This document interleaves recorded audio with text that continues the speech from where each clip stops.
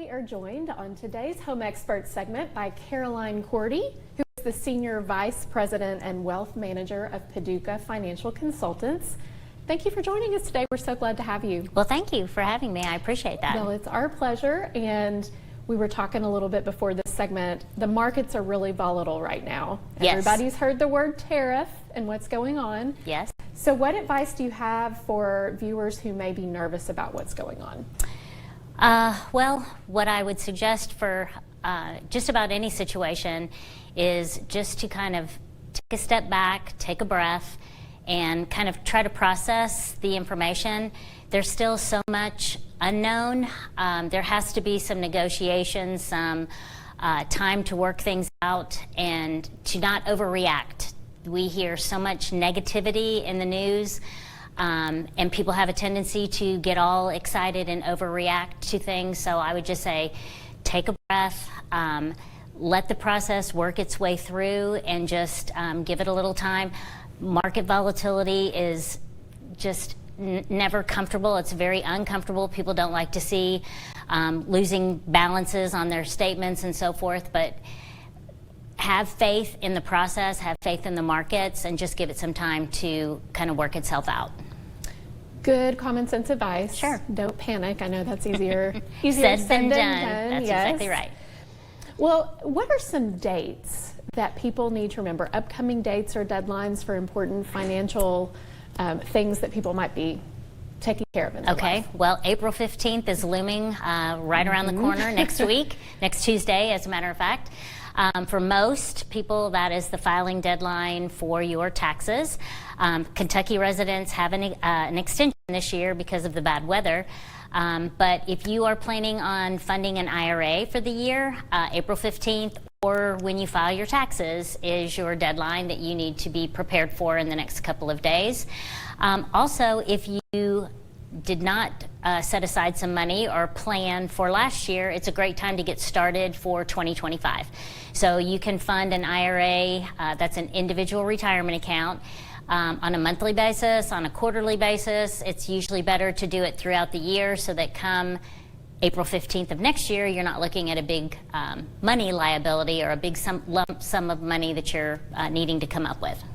Okay, and there's a date in May that has to do with college funding, and Yes. kind of leads us into a question you wanted to address for saving for kids' education, but let's address that date. Okay, so it doesn't really have, one doesn't have anything to do with the other, but Section 529, or a college education account, we tie that to May the 29th, 529. So it really doesn't, it's not a deadline, but it's just kind of a reminder, a subliminal message that says, hey, maybe I should sit down, and if I have some children that I want to start preparing for, no time like the future to sit down and kind of project what they might need to cover some college costs. There's a lot of flexibility in those 529 plans as far as post-secondary education, vocational schools, trade schools, even some secondary education can be covered by those programs. So the sooner you can get started saving for that, the more you'll have accumulated when the time comes, when the money's needed. If someone is looking for a financial planner or advisor to do these types of things you're talking about, what's the best way to get started on that? Well, I think you have to do a little homework, do some research. Every financial advisor is listed on the FINRA website, so you can do a little research on background, but also just sit down and make an appointment and talk to the person one-on-one. See what your commonalities are, see if you jive, if you have the same communication style, if you have the same life philosophies, whatever the case might be.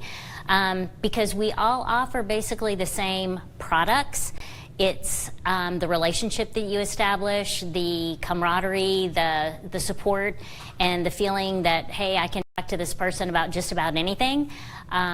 That's what you want to really have in a financial advisor, because they're going to be a trusted person for your journey that could last 20, 30, 40 years, depending on when you get started. Trust is important. Sure, absolutely.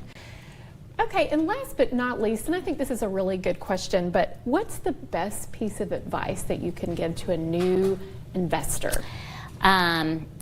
time is of the essence. Get started early and often. The sooner you get started, whether it's in your employer retirement plan, if you don't work for a company that has a retirement plan, saving on your own, getting started with your IRA, just get started. Take that first step. You don't have to run a marathon. You can just take a couple of small steps to get that plan or get that, that account established. Well, great information. Thank you again for being here. We My pleasure. appreciate it. Absolutely. And I think there was a little bit of something for everybody.